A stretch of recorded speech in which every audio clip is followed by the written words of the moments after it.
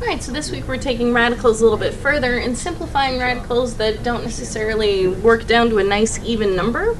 So if we start with this square root of 60, the trick to breaking down radicals is you're going to try to break up these numbers that are underneath the radical into what's called a perfect square, which were those numbers that we looked at last week. For example, 16 is a perfect square because that is 4, simplifies to just 4. 9 is a perfect square because the square root of 9 simplifies to 3. Those numbers. So you're looking to break up this number underneath the radical into a perfect square times something. So if we think about 60 and start working on looking at the perfect squares, we're looking for any perfect squares that are factors of 60.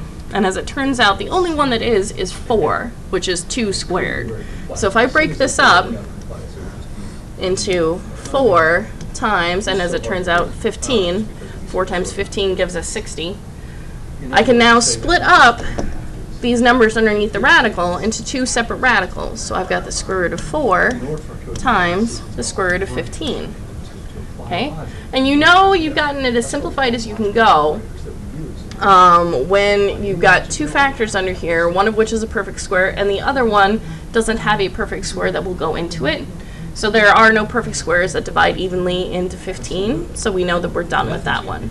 So the last step of simplification is to turn this square root of 4 into a 2, since the square root of 4 is 2. So the square root of 60 simplifies down to 2 times the square root of 15. Now if we move over here to the one that's a fraction, and just like we did last week, we can break up the fractions into 2 separate roots.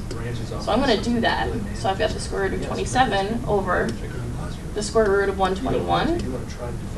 Now, the square root of 121 is just 11, so that part's easy.